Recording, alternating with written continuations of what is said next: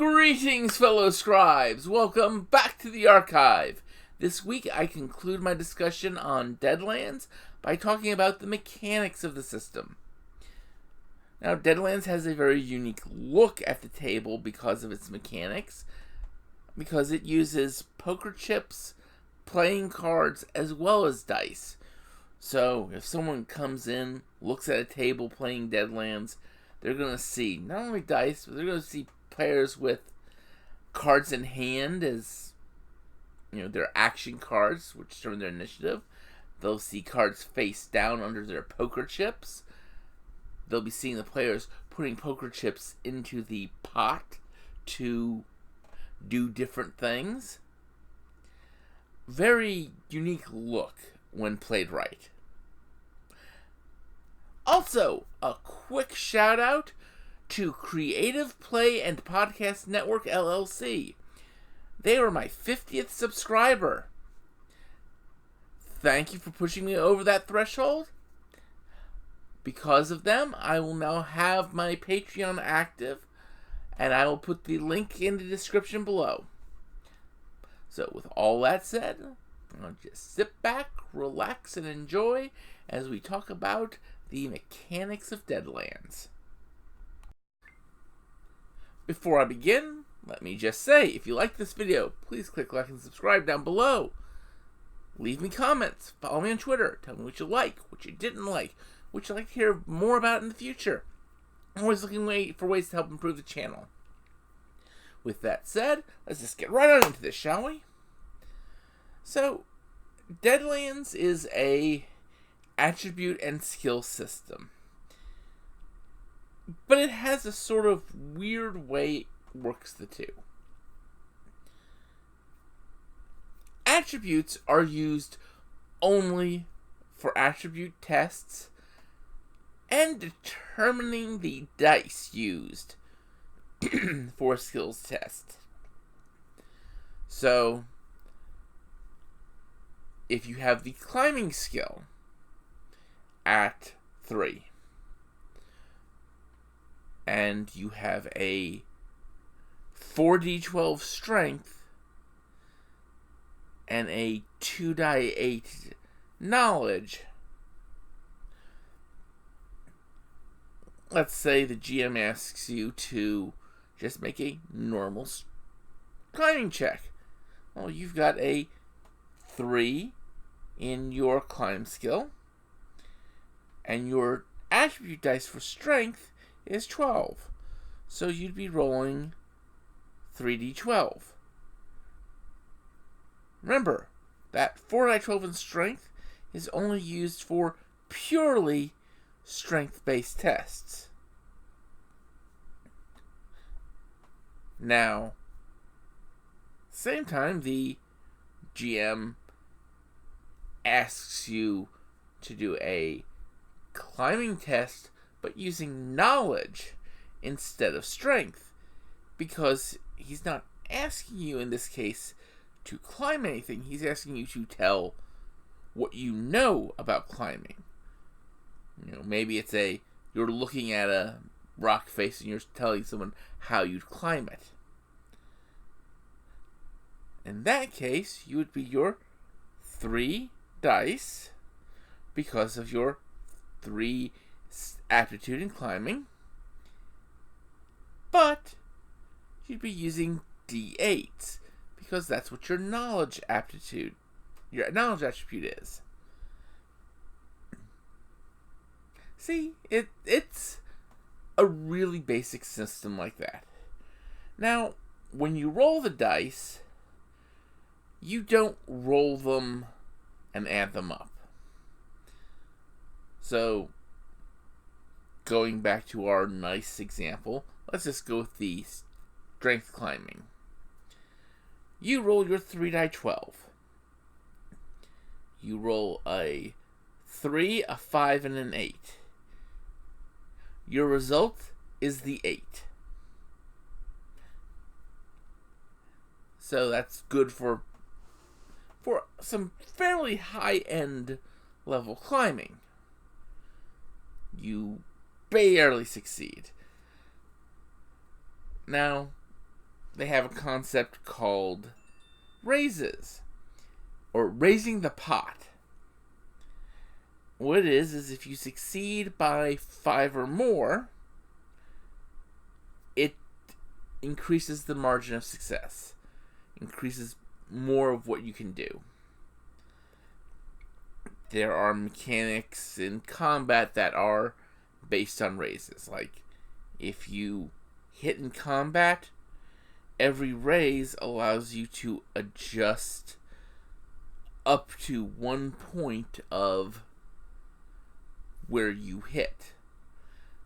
Because in combat, where you hit matters. Now, the combat system is where things get into the really cool aesthetic of the game. Because you make a roll each round based on your quickness attribute. Your quickness attribute. And what your result on that determines how many cards you draw. The cards you draw determine when you can act. The GM will start counting down from ace. Ace, king, queen, jack, 10, 9, etc. And if you have one of those cards, you can show it and act. You can also, instead of acting, show that card, say, I'm going to put this card up my sleeve. Put it face down on the table, under your chips. And you can use that card at any point after that. You can use it to act earlier than you normally would be able to in the next round. Or you can just keep it saved until someone draws a black joker. Or until something forces you to discard that card up your sleeve. So it's a sort of, it rewards planning ahead. And chips. Poker chips, there are 4 types that are used in the game. White chips, red chips, blue chips, and legendary chips. And the legendary chips are sort of like really, really special. I'm not going to go into the high-end mechanics on those, but white chips, you can keep using one at a time, adding die and rolling it to a test. But as soon as you use another chip, a red chip or a blue chip, you cannot use the white chip again. Red chips and blue chips both do the same thing, in that if you use them, you get to roll an extra die and add that die to your result. So in the example of the climbing test, you spend a red chip and you roll a 5. That 8 is now a 13. The difference is the difference between a red chip and a blue chip is a red chip, the GM gets to draw a chip for himself as well. Blue chip doesn't have that penalty. Another thing that chips can be used for, and this is important in combat, before the rolls for how much wind you've taken are done, if you have taken a wound, you can spend a chip to negate that wound, or negate part of that wound. And how you take damage in the system is everything has a size. Every time the total of the damage roll, and damage rolls are added, sort of. I'll go into that in a bit. But every time the damage roll goes through an increment of your size, you take 1 wound. So if you're a size 6 person, the typical size of a human, right, if the damage total was 6, you take 1 wound. And 1 die 6 wind. If the damage total was 12, you take 2 wounds and 2 die 6 wind. If the damage total was 18, 3 wounds and 3 die 6 wind.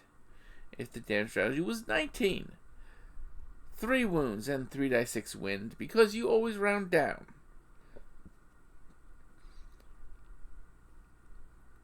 Okay. Now,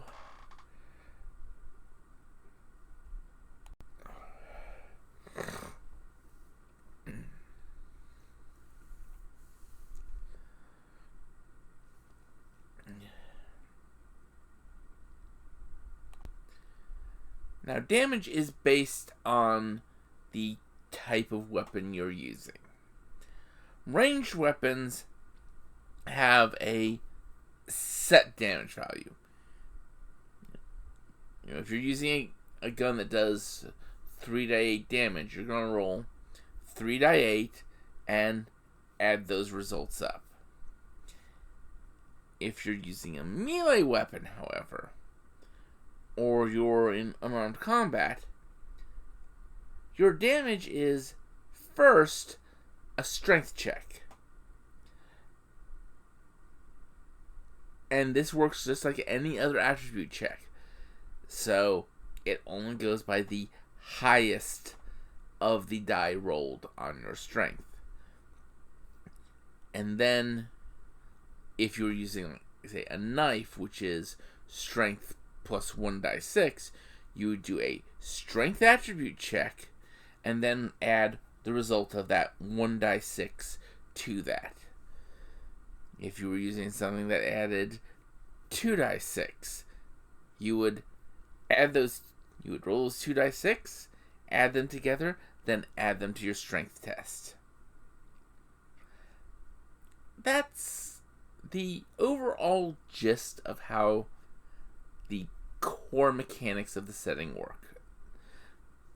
Really simple, really straightforward, sort of thematic.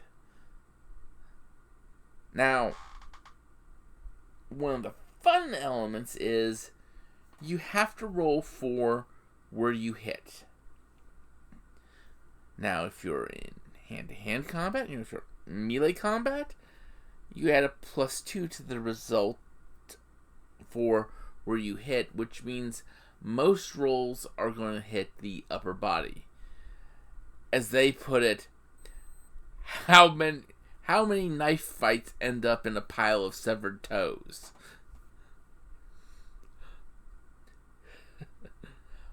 But,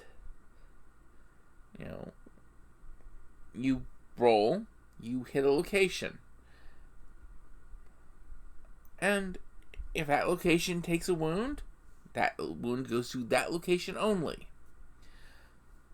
So, every location on your body, left leg, right arm, left arm, head, noggin, guts, vitals, those all have 5 wounds.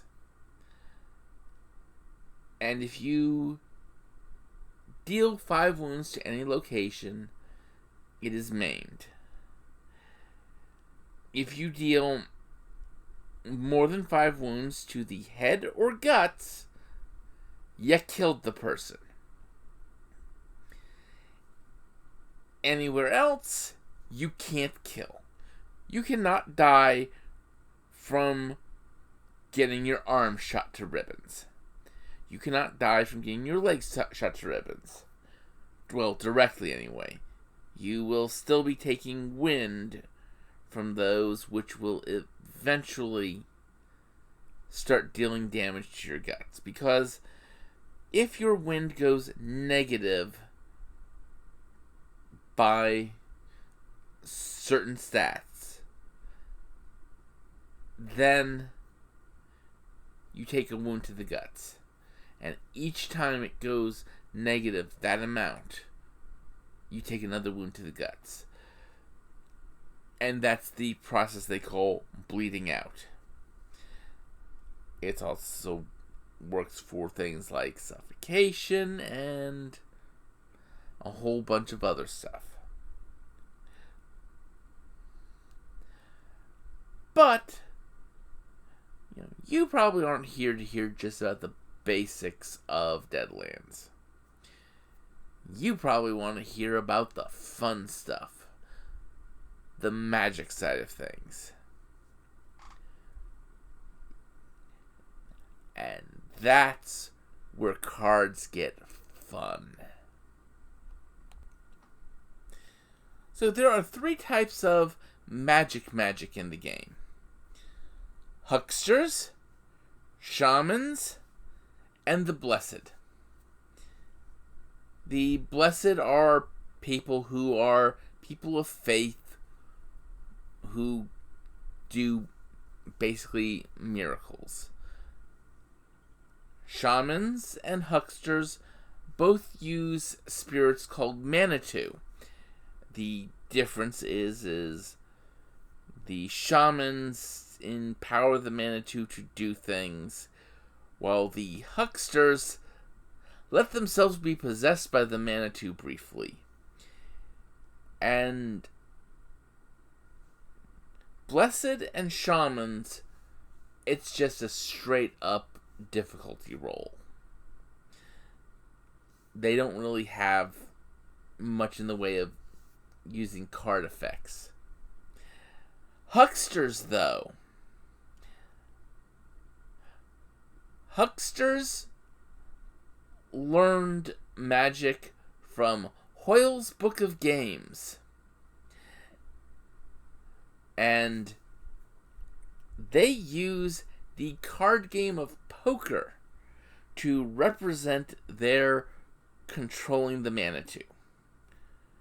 Because, if you have a spirit possessing your body to do something, you kind of want to have control of that spirit when you do so. Of course, the Manitou always want to trick the huckster, get into his body uncontrolled. So if he goes bust, or even worse, draws a black joker, he's been tricked. Now, additionally, the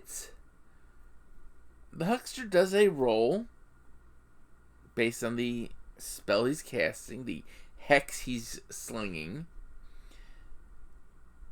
and the number of raises he gets on that roll determines how many cards beyond 5 he draws. And a huckster, depending on the spell, wants to draw different hands. Some might only require him to draw a pair. Some might require him to draw 3 of a kind, or 2 pair. Different things like that. But that's how it works. And if he succeeds the hex-slinging test and doesn't draw a black joker, if he doesn't draw the hand he needs, nothing happens. If he does draw the hand he needs, He's got control of the Manitou. It's possessed him briefly. It does what he wanted it to do, and then it gets the heck out. Now, the other group that uses cards are the weird scientists, the mad scientists. And again,